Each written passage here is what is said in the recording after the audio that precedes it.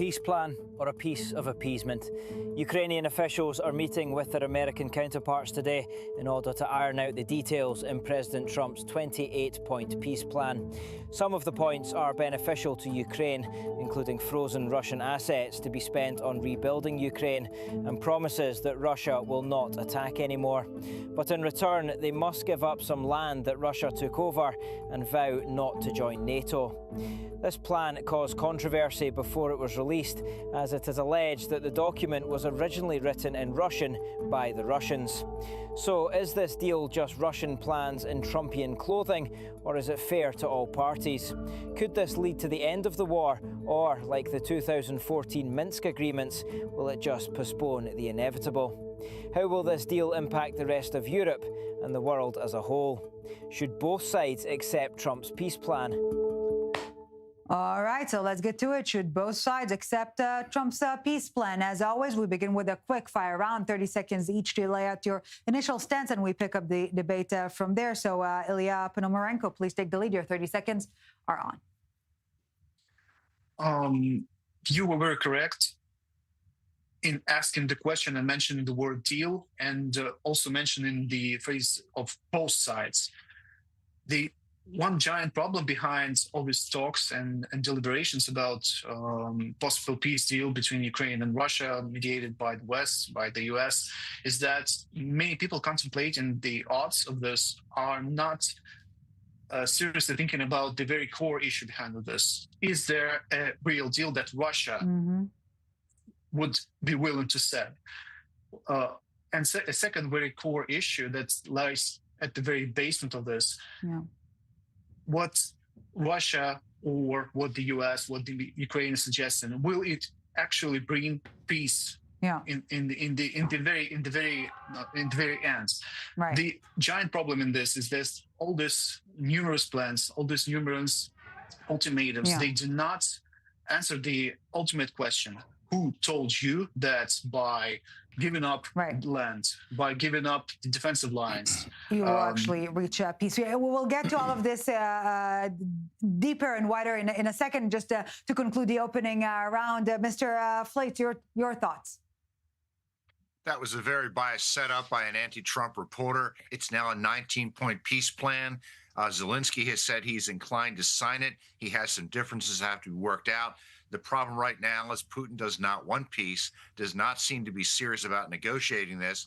Trump does want peace. He's working very productively with the Ukrainians, but I think we're going to need substantial pressure on Vladimir Putin to get him to the negotiating table to agree to what has to be done to stop this war. Last but not least, Dan Perry, your thoughts? Your 30 seconds are on. The 28-point plan originally proposed and basically written by Russia was a total non-starter that was, to many people, reminiscent of the disgraceful Munich Agreement of 1938. That will go nowhere. The 19-point plan, which went through Ukrainian revisions, is more plausible, I think, to the Ukrainians and the Europeans, even though that, too, contains painful concessions by Ukraine. There is a lot to be said about the details, but the bottom line is I don't think there's any chance that Putin currently will accept anything acceptable to Ukraine and to the Europeans. It reminds me a little bit of the Israeli-Palestinian conflict in that one side's maximal give does not meet the other's minimal demand.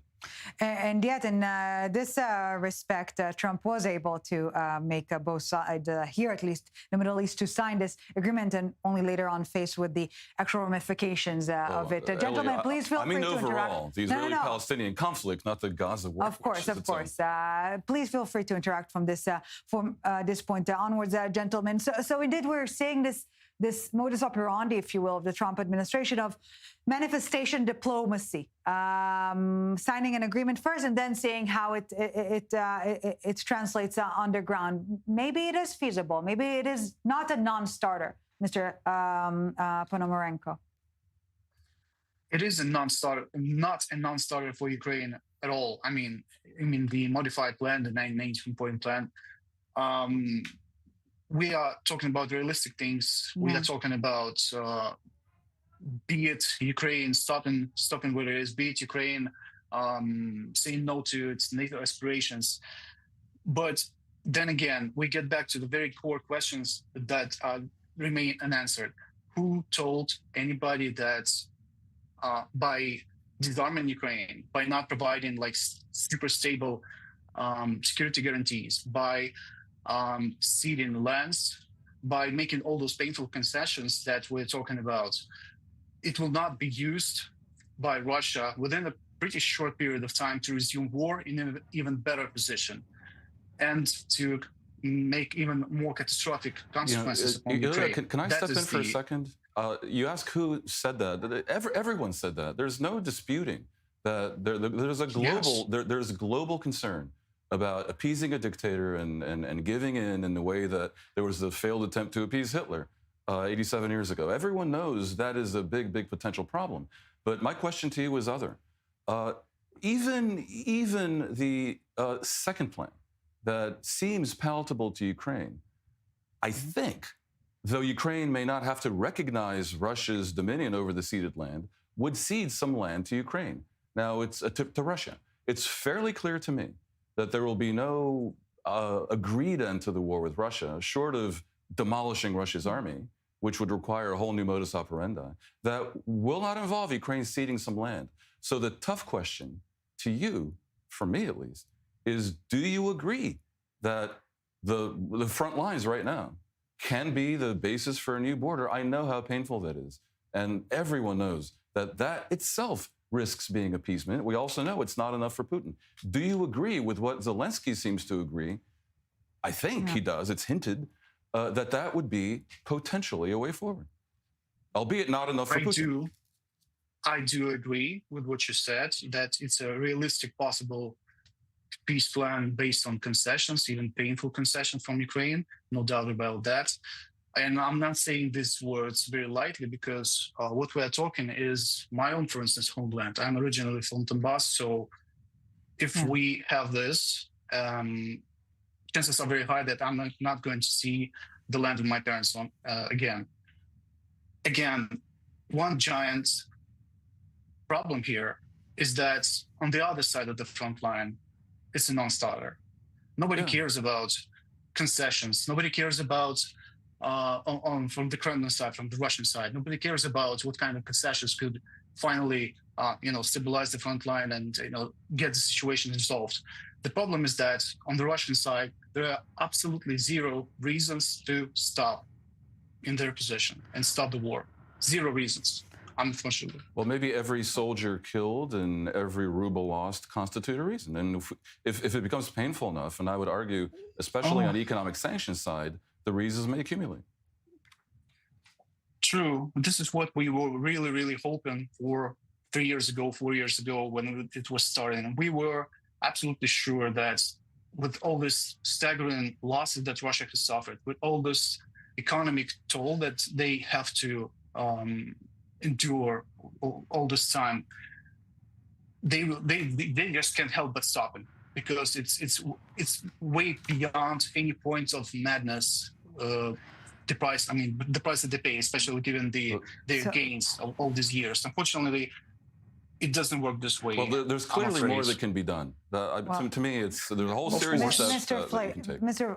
Fred Fleitz, please chime in. So with all of this laid out very clearly, we can now talk about the clauses. So demilitarized zones with no monitors, troops caps with no enforcement, overseen by who? The nits and bits of this mechanism of this deal are very, very vague, and I'm being generous. I think Trump's objective is to replicate the success of his peace plan that ended the war in Gaza and got all the hostages out. The main objective of that plan was to get the living hostages out. There was an understanding that there would be aspects of the plan would have to be negotiated later. What Trump wants to do in the war in Ukraine is to stop the killing with an immediate ceasefire, with an understanding that aspects of this ending this conflict can't be resolved at this time. If Trump could get that, an agreement where the fighting would stop and there would be negotiations, that might be the best possible outcome. I don't think Putin is there yet, and it will take substantial pressure on him to get there. But I also think we see another dynamic in what's been happening lately, and that is making it clear to the Ukrainians that the end of this war is going to be ugly and will be painful. And they have to decide how much pain are they prepared to endure. They're not going to kick Russia out of its territories. It's not going to be a just peace, But the best solution we can get is to stop the killing and to make sure Russia doesn't invade again. And Trump is going to try to do some deal making to get this happen. And I think Zelensky understands now that he will have to agree to an imperfect, painful peace. But we're not quite there on what he'll agree to or getting Putin to negotiate. And yet, if we learn anything, is that the lack of war is not necessarily peace, right? Even when there's an agreement involved. Dan Perry. Yeah, I know. We're looking at an armistice like Korea. Of course. That means there won't be a war. There'll be a very tenuous peace. I've read what you've written and spoken of recently, and it's clear to me that you're not a person who's inclined to sell out Ukraine the way Trump so often sounded like he was. But at the same time, it seems to me like you're defending Trump's approach. And that really fascinates me. I would challenge you. How can you defend Trump's approach that began in early February of this year, where he was suggesting that not Putin, but Zelensky is the dictator, where he was suggesting Ukraine started the war? Throughout this process, the very fact that he's willing to sign on to the 28-point Russian plan that included ridiculous nonsense, like that Ukraine was promoting Nazism, and that called on Ukraine to hold new elections within 100 days, but had no parallel demand of Russia, that is truly a dictatorship. Are you not discomfited by whatever it is that is driving Trump's approach to occasionally take him to a place where he looks so wrong? Is that somehow good negotiation? I'm genuinely fascinated. Trump's approach has always been to stop the killing. He said this in 2019 when fake news journalists like you weren't pressing Joe Biden to stop the war. Trump has always wanted to stop the war and to stop the killing. We didn't see any effort by Biden whatsoever to do this. Now, there's been conflict between Zelensky and Trump. There's no doubt of that. And why that has happened is because Zelensky did not want to support a partial solution, an imperfect solution. He wanted a complete solution, or Russian troops would pull out of Ukraine. And Trump's position is that's impossible. I think Trump's unfortunately probably right. And I'm glad Zelensky and Trump are now working together. I think there's been things said on both sides that maybe shouldn't have been said. But if we're going to be taking pot shots at each other, let's talk about Joe Biden and how he caused this conflict by his incompetent policies. I must say, first of all, I take exception to calling me fake news journalist. I don't know how much you know of me, and it's offensive. I didn't attack you. Putting that aside, and I legitimately wanted to know how you view whatever, is there a method in what looks like madness?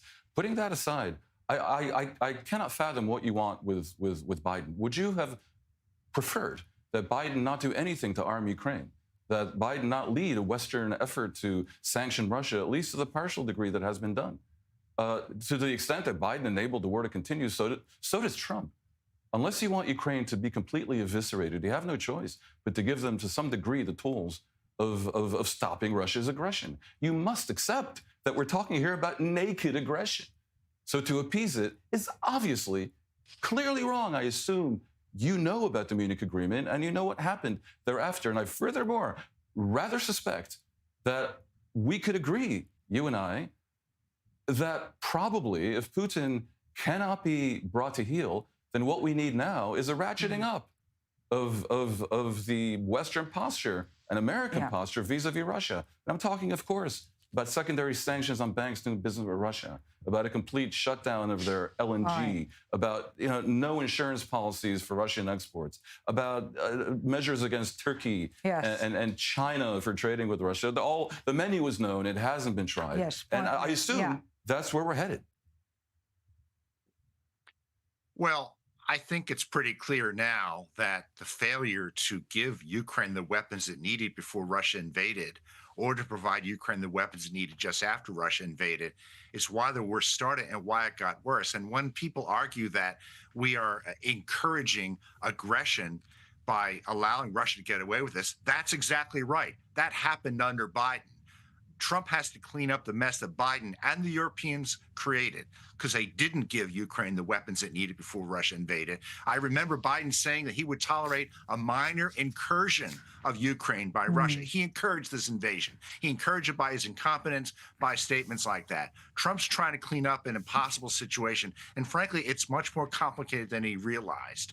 I think that he's making progress in getting European states and Ukraine to work with him. Yeah. But I think the process to get Russia on board is going to be a lot harder. I agree with a lot of the things you said. I agree with secondary sanctions. I want to see real pressure on China to abide by American energy sanctions, but I think will give us a lot of leverage against Putin. But Putin is a fanatic. He doesn't see Ukraine as a separate country. He doesn't see Ukrainians as separate people. Given how irrational he is, he will have to feel real pain until he negotiates in earnest. I think that's what we will expand our conversation in a second when it comes to the greater ramifications on Europe and the world. But let's say for another minute with what's happening in Ukraine, Putin is obviously an issue, Illia Ponomarenko. But what about Zelensky? You know, wartime leaders rarely survive. Is Zelensky at this point in time an obstacle to peace, to moving forward? You know, contrary to very popular imagination on this, Zelensky is not numbered by a million men in uniform fighting this war right now, here and now, and deciding to stay and fight for this. He's not controlling them by remote controller. So what's really the factor here is the Ukrainian people who choose to fight and defend the country against Russia. So there are not millions of Zelenskys in uniforms fighting. It's the Ukrainian people who do this, especially people in the uniform. When it comes to his post-war, possible post-war life, my personal opinion is that I truly believe, I hope that he'll be wise enough to step down and open a new page in the country's history if we're destined to have it. But, you know, life is a bit more complicated than that, as we have seen this. So he's not the obstacle. The people making the choice is the obstacle to this, to this so-called peace. Yeah, life is complicated and no war is just what it is, especially not this one. So what does it mean for Europe and the world, for that matters? Let's take a listen and we pick up the debate from there. All this work is ultimately about ensuring that Russia never attacks again. The European Union will always support peace. We are in favor of any peace plan that will bring a just and lasting peace for Ukraine, but also ensures the security for Europe tomorrow. If we want this to not happen again, if we want this not to continue and go any further, then we need to have a just and lasting peace. I will fight for this as long as I can, because I really think that this is a matter of bigger picture of European security as well. If aggression pays off, it will be, you know, it will serve as an invitation to use aggression again and use it also elsewhere. All right, gentlemen, another quick fire round, and we pick up the debate from there. Is Trump gifting Europe with the most valuable gift ever, a wake-up call? Mr. Fred Fleitz, you take the lead. Your 30 seconds are on. I think he has. And what we just heard, that we'd be rewarding aggression, that we have to get a lasting and just peace. I think we're going to get a lasting peace eventually, but it's not going to be just. I hope one day when Putin leaves the political scene, we can negotiate a peace that's fully just for Ukraine. But realistically, for the foreseeable future, the objective is to stop the killing and to get the best peace we can. And I think Trump's people have been effective in making that case to the Europeans and Zelensky, although they don't like to admit it publicly. Dan Perry, your thoughts? I agree that it's a wake-up call for Europe, for sure. Whether it's intended by Trump as a gift is something I'm skeptical about. I just think Trump is recklessly indifferent to the transatlantic alliance that brought peace and prosperity to much of the world after World War II. And indeed, he's indifferent to the entire liberal world order. He's trying to rip it to pieces, but it has the effect of reminding the Europeans that it is time that they grew up and were accountable for their own defense and stopped relying to such an outrageous degree on the U.S. So I don't think it's on purpose, but it has a felicitous effect. Well, intentions and results are not necessarily aligned most of the times. Mr. Illia Ponomarenko, your 30 seconds are on. Your take. I absolutely do agree with the fact that President Trump's approach and in general his policy in this regard, we might be extremely critical of what he's doing on the global stage. But one of the positive effects of that is the shock that Europe has had over this last years, especially when it comes to the last 6-8 months, and truly the wake-up call. I can't say from our perspective what we see from inside Ukraine that Europe has used 100%, almost 100%, or what should have used in terms of getting rid of this mindset of the past epoch of global security order. But there was a wake-up call, but we're not quite there yet, unfortunately. Not quite there yet, gentlemen. Please feel free to interact from this point onward. So, Dan Perry, where are we heading? What is the signaling here to Europe, and also, hello to China, hi to others that are taking a close look at what is currently unfolding? Where are we heading? Well, first of all, Europe in the past several years has taken real steps to, A, increase its military expenditure and become less dependent, as I say, on the U.S., but also to wean itself to a degree off Russian oil and natural gas. Of course, they're getting some anyway, circuitous routes through Azerbaijan and elsewhere, but they've made the effort. That effort takes them in a good direction as regards no longer depending on Russia. That dependence on a dictatorship that in no way is a good faith player in the world was always a bad idea. The Germans were particularly guilty of furthering it, Schroeder in particular. And we see now a walking back of that mistake. I do suspect very strongly that a negotiated deal, much as Trump would want one, it may not be possible. It's conceivable that Fred is right. And in the end, someone will blink and some version of a ceasefire that doesn't actually nail down the details, but just ends the shooting, might happen. If it doesn't happen, I have to note that, as I predicted, Fred agrees with me. Probably there will be a need to ratchet up the pressure on Putin. Economically in particular, there is no reason for Russian banks to not be completely thrown out of the SWIFT system. There is no reason for trade with Russia to not be the subject of very severe primary and secondary and tertiary sanctions. All of that needs to happen to make clear to Putin, assuming indeed he doesn't blink, that the cost of the war to him is prohibitive. Now, I know that Russia's not a democracy and that many of the opposition-minded people have left. And much of the hinterland is ill-informed because TV and media is controlled by Putin. But there's a limit. In the end, when something is so horrible, when a government is so horrible to its own people, it does tend to collapse. Mr. Fleitz, are we nearing this point that Dan Perry is describing? That pressure will be directed at Putin? I hope so. There's so much more Europe could be doing. Europe is complaining that the Trump administration has cut it out of the talks, but there's so much it could be doing. It could stop buying energy from Russia. It could put pressure on China and India to stop buying Russian energy. It could stop making counterproductive proposals like it wants to put European ground troops as peacekeepers in Ukraine after there's a peace settlement. I would love it if that was possible. Putin will never agree to that. And every time the French and British leaders mention that, it makes a peace agreement harder to achieve. I'd like to see European leaders try to meet with Putin, put pressure on Putin, something they didn't bother to do before Trump was in office. There's a lot more they can do, and I think that would help because this really has to be a team effort. The U.S. can't do it alone, and Europe complaining that it's being left out is not helping. Fred, the pro-Trump crowd in America just loves to dump on the Europeans. Let me ask you, is it not conceivable that when the Europeans put forth positions that Putin is unlikely to accept, that is their version of negotiation, a little bit analogous to ridiculous Trumpisms like calling Zelensky a dictator? Negotiation, right? I mean, we had 4 years when Biden was president, and we had no effort by the Europeans to engage the Russians to try to get them to stop the war. Why is that?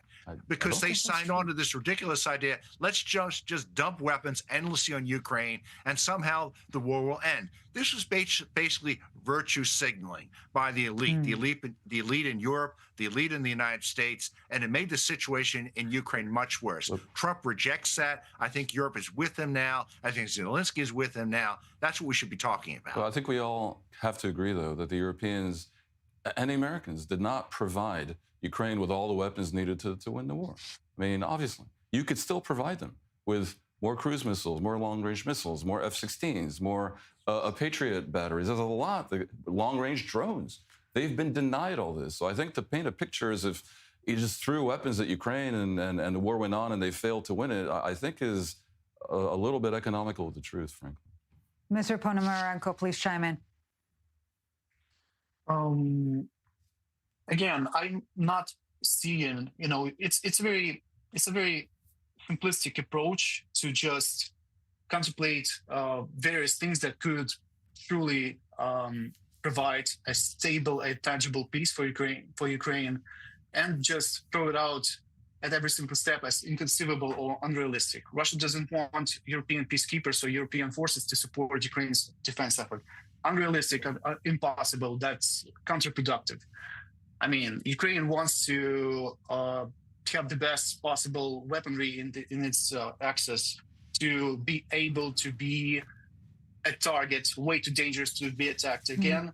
Unconceivable, impossible, because Putin would not accept this. In the end, with such an approach, we end up simply saying that there's no problem in the war when Ukraine dies out and gets erased from the map. Yeah, that's not the solution. The problem is, at the core of this, is that making Ukraine die out and be erased from the map is not a solution. It's not a peace. Excuse me, gentlemen. Well, but Ilya, even Trump doesn't necessarily want that. I mean, I can't explain his flip-flops, but the new plan, rewritten by Ukraine, which is also an American plan in a sense, I agree with all of you that it's not going to, win support from Russia. But that is now America's position, apparently, and that new plan does guarantee Ukraine's existence. Of course, it also involves a fast track to the EU, which is wonderful. It no longer caps Ukraine's military to 600,000 soldiers, as the previous Russian-written plan did. In other words, I don't see where you need to be so afraid that the West wants to dismember Ukraine. The current plan on the table, in fact, is reasonable for Ukraine, notwithstanding the loss of your home region, for which I have a lot of sympathy, obviously. It is. You are 100% true and right when it comes to you saying that it's reasonable, it's possible, it's realistic, etc., etc. The ultimate Ukrainian goal in such a war, in this circumstances, is the national survival as an independent state. It is possible without certain region if we end up surviving as an independent democratic country that is moreover capable of defending itself to the necessary point. It's 100% true. It's realistic. Again, we get back to who told you that Putin is going to like this. All right, gentlemen, I have a feeling that this debate will be continued. But at this point in time, we will thank you very much for joining us tonight. Fred Fleitz, Illia Ponomarenko, and Dan Perry. Thank you all, gentlemen, very much for joining us tonight. We appreciate